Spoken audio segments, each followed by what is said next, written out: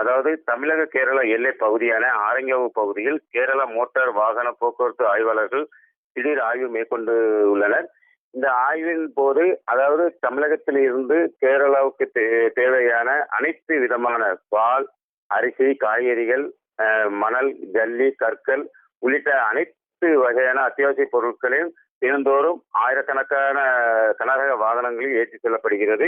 மேலும் தமிழக பேருந்தும் அரசு பேருந்தும் இரு மாநிலமும் அந்த பேருந்துகளும் புலியரை வழியாக சென்று வருகிறது. இந்த நிலையில் அதிக அளவில் கற்கள், ஜல்லிகள் ஏற்றிச் செல்லும் கனரக வாகனங்கள் ஏற்றிச் செல்லும் போது அதிக அளவில் தண்ணீர் பைப்பு உடைவது, சாலை ஓரமாக போடப்பட்டுள்ள தண்ணீர் பைப்பு உடைவது, இருசக்கர வாகனத்தில் செல்வது, சாலை விபத்துக்கள் உள்ளிட்ட பல்வேறு பிரச்சனைகள் இந்த அதிக பாரம் ஏற்றி செல்லப்படுவது தொடர்ந்து புகார் எழுந்து வந்தது. இந்த நிலையில் சமூக ஆர்வலர்கள் தொடர்ந்து கோரிக்கை வைத்து வருகின்றனர். இந்த நிலையில் கேரளா போக்குவரத்து ஆய்வாளர்கள் தற்போது இந்த தமிழகத்தில் இருந்து செல்லக்கூடிய அதாவது ஜல்லி மற்றும் கற்கள் ஏற்றி செல்லக்கூடிய இந்த வாகனங்களை முழுமையாக சோதனை செய்து உள்ளனர். அதாவது அதிக பாரம் ஏற்றி செல்லப்படுகிறதா, செல்லும் போது அந்த பின்பகுதியில் தார்பாய் மூலம் முழுமையாக மூடப்பட்டு பின்னோடி செல்லும் வாகனங்களுக்கு எந்த ஒரு தொந்தரவும் இல்லாத அளவுக்கு இந்த வாகனங்கள் செல்லப்படுகிறதா என்று இந்த தமிழக கேரள எல்லை பகுதியான ஆரங்காவு சோதனை சாவடி பகுதியில் இந்த சோதனையானது நடைபெற்றது.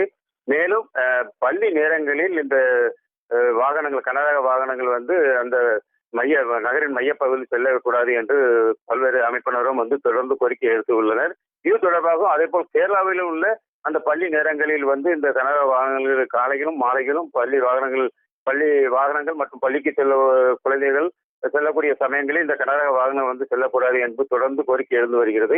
இந்த நிலையில் கேரளா மோட்டார் வாகன ஆய்வாளர்கள் தற்போது இந்த தமிழக கேரள எல்லையான ஆரங்காவு சோதனை சாவடியில் இந்த தமிழகத்திலிருந்து அதிக பாரம் ஏற்றி செல்லக்கூடிய இந்த வாகனங்கள் சோதனை செய்தனர்.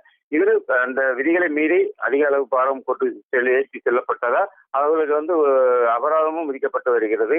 இதனால் தமிழக கேரள எல்லை பகுதியான புலியரை சோதனை சாவடி வழியாக செல்லக்கூடிய அனைத்து கனரக வாகனங்களும் முழுமையாக சோதனைக்கு உட்படுத்தப்பட்ட பிறகு கேரளாவுக்கு அனுமதிக்கப்பட்டு வருகிறது.